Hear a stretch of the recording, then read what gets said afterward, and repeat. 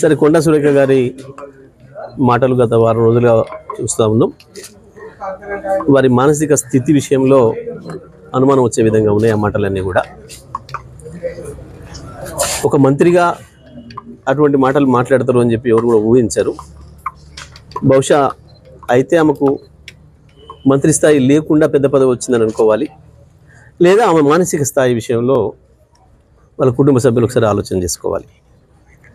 ఈ మొత్తం ఎపిసోడ్ విషయానికి వస్తే ఇప్పటివరకు అసలు కేటీఆర్ అనబడే నాయకుడు ఈ ఎపిసోడ్లో ఎక్కడ కూడా లేడు. వాస్తవానికి కేటీఆర్ గారు బహుశా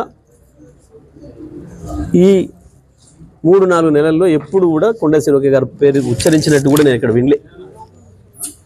ఆమె పేరు కూడా ఎన్నడూ ఉచ్చరించలేదు. దాంట్లో మీరు వారి మీద ఎందుకు మాట్లాడుతుందో ఆమె చాలా ఆశ్చర్యంగా ఉంది. ఇది ప్రజలకు ఆశ్చర్యంగా ఉంది. సోషల్ మీడియాలో ఏదో ఆకతాయిలు ఏదో పోస్ట్ పెట్టినరు అని అంటే, సోషల్ మీడియాలో ఆకతాయిలు పోస్ట్ పెట్టడం అనేది మనం సోషల్ మీడియా యాక్టివ్ అయిన తర్వాత గత 10-12 సంవత్సరాలుగా చూస్తూనే ఉన్నాం. ఆ రకంగా మా మీద కూడా ఎన్నో పెట్టారు మా నాయకులు.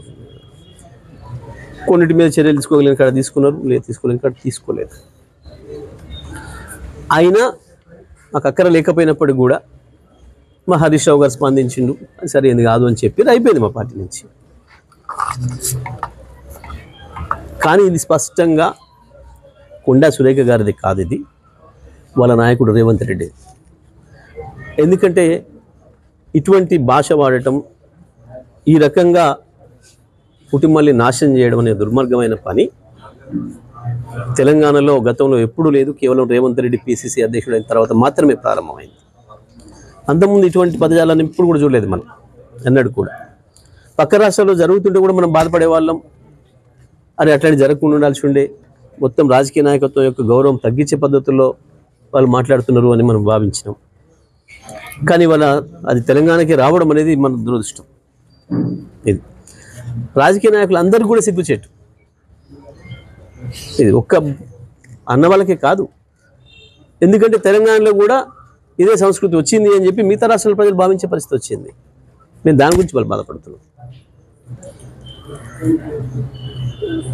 వాస్తవానికి ఈ ఆమె గురించి మాట్లాడడం అయితే అనవసరం అనే భావన ఉంది నాకైతే. ఇక ఆమె ఇంకేదో పిచ్చి మాట మాట్లాడింది నిన్న రెచ్చిపోయి. ఇంకా ఏంది అసలు ఇది అంత కారణం?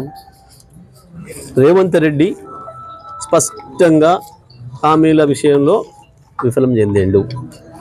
దాంట్లో నుంచి ప్రజల్ని పక్కదారి పట్టించడం కొరకు